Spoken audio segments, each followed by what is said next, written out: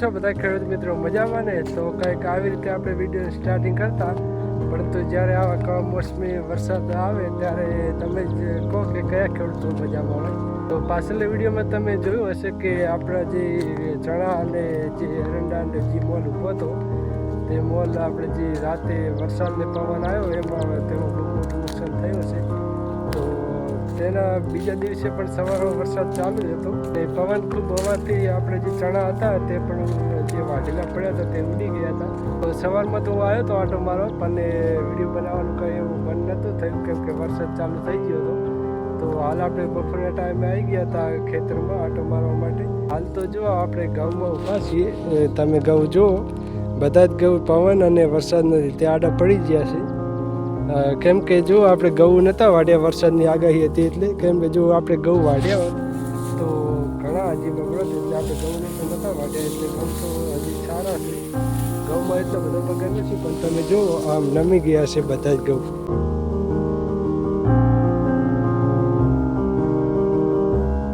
તો એરંડા જે છે તેમાં આપણે પાણી વાર્યું હતું એટલે તેની જે પાણીને લીધે તેની પાડું આવે તે ખોલી થઈ ગઈ. એટલે જે જોરથી રાતે પવન આવ્યો તેમાં તેની પાડું ખોલી હોવાને લીધે અયડા બહુ નમી ગયા છે, અને પવનના લીધે આ સામે ટકરાવાથી એરંડા ખરી પણ ગયા છે. તો તમને એરંડામાં જ બતાવું કે એરંડામાં કેવો બગાડ છે. અને ઘઉં તો તમે જુઓ આ રીતના આખા જ આડા પડી ગયા છે. આ રીતના કંઈક બધા એરંડા ભાગી ગયા છે, અને કેટલી જગ્યાએ તો ખર્યા પણ છે. તમે જુઓ હાલ અહીંયા કેટલા નીચે એરંડા ખરેલ પડ્યા છે, આ પવનના લીધે બધું આ ખર્યા છે એરંડા. તમે જુઓ આ રીતના આખા ક્ષેત્રમાં આપણે આ રીતના એરંડા ખર્યા છે, અને ભાગ્યા પણ ખૂબ છે. તમે જુઓ આ રીતની ડારું બધી જ જે વજન હતો તેના લીધે આ રીતના ભાગી ગયા છે.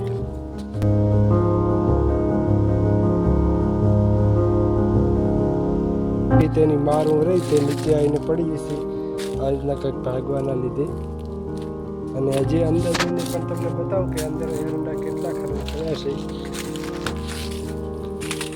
તો તમે જુઓ આ રીતના કંઈક એરંડા આખા ખેતરમાં આવા હાલ તો ખરેલ પડ્યા છે, અને ભાગ્યા પણ એટલા છે પવનના લીધે. તમે જુઓ એરંડામાં તો આવો કંઈક બગાડ છે. અને આપણે ચણા પણ જો પેલા ખેતરમાં જે વાઢેલ પડ્યા હતા તે ચણા પણ પવનના લીધે ઉડીને આખા ક્ષેત્રમાં ફોલાઈ ગયા હતા. તેને સવારમાં તો આપણે ભેગા જ કર્યા હતા, અને પાછો સવારમાં વરસાદ ચાલુ થઈ ગયો એટલે ચણા પણ ખૂબ જ બગડ્યા છે.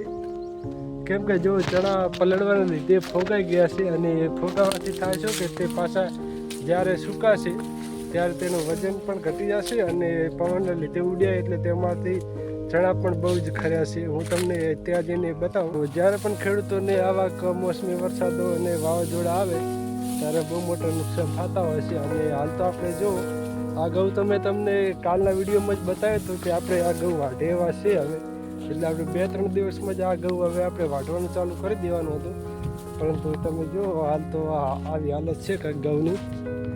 ઘઉં બધા જ નીચે નમી ગયા છે. એરંડામાં પણ આપણે એટલા લીધે જ પાણી મેલ્યું હતું કેમ કે એરંડા પણ હવે લણે એવા જ હતા કમ્પ્લીટ, અને તે લણવાના જ હતા.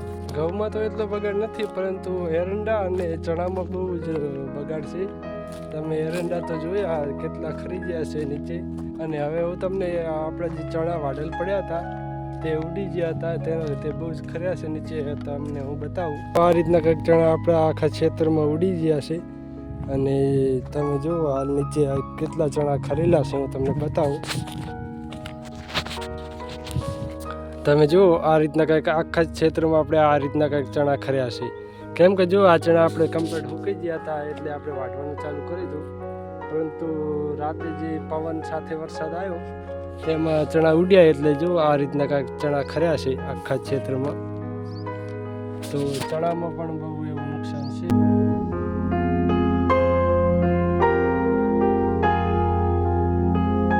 જો જમીન પર આવા ચણા બધા ખરી ગયા છે. ચણા વરસાદના લીધે પલળવાથી અંદર ફોગાઈ ગયા છે. તમને હું બતાવું. તો તમે જુઓ કંઈક આ રીતના આપણા ચણા થઈ ગયા છે. તમને આમાં તો શું એવી ખબર ના પડે, પરંતુ હું તમને ચણો ભાગીને બતાવું કે કેમ કે જુઓ આ રીતનો કંઈક ચણો થઈ જશે. નક્કી ચણો કેટલો કાઠો આવે, ચણો આવી રીતના કંઈક ભાગે પણ નહીં. પરંતુ પાણી લીધે જો આખી રાત આના પર વરસાદ પડ્યો છે એટલે ચણો ફોગાઈ ગયો છે. અને ફોગાવાથી શું થાય કે જો તેનું વજન પણ હવે ઘટી જશે.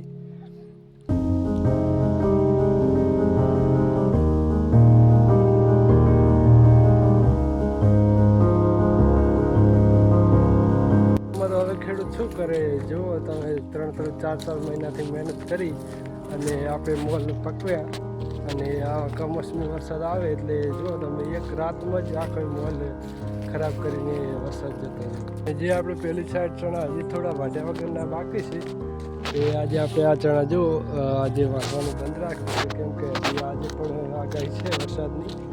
એટલે પહેલાં તો જે આપણે આ ચણા વાઢેલા પડ્યા એ ચણાને કમ્પ્લીટ પહેલાં તો એક દાડો હુકાવા દેવો પડશે અને તે પાથરા પણ ફેરવવા પડશે. એટલે પહેલાં તો તે ભેગા કરી અને થ્રેશરથી કઢાવી લઈએ અને પછી જે આપણે જે બાકીના ચણા રહ્યા તે વાટવાનું ચાલુ કરશું. અને તમે જો આ જગ્યાએ તમને ચણા દેખાતા જ નહીં હોય, કેમ કે આ બધા જ ચણા પહેલાં જે ભાગ રહ્યો આપણે જે ભાગના ચણા કઢાયા હતા ભાગમાં ઉડીને જતા રહ્યા હતા. આપણે સવારે તેને ભેગા કરી અને જો અહીં કાંઈ તેના ઢગલા કર્યા છે. આજની વિડીયોમાં બસ આટલું જ. મળીએ જલ્દી બીજા વિડીયોમાં. તો આવા વગર તો આવતા રહે, કેમ કે જો તમે જેટલું મોટું ખેડૂત નુકસાન સહન કરી શકે તેટલું શાયદ કોઈ ના કરી શકે. તો હવે આપણે જે બાકીનો મોલ વધ્યો છે તેટલો મોલ પણ આપણે હવે લઈ લઈશું, કેમ કે જો બગાડ થયો તે તો કુદરતના હાથમાં છે, કેટલું આપવું ને કેટલું ના આપવું. પરંતુ આપણે તો જે મોલ હાલ પડ્યો છે તેટલો આપણે હવે લઈ લઈશું કમ્પ્લીટ. તો મળીએ જલ્દી બીજા વિડીયોમાં. ત્યાં સુધી જય હિન્દ, જય ભારત.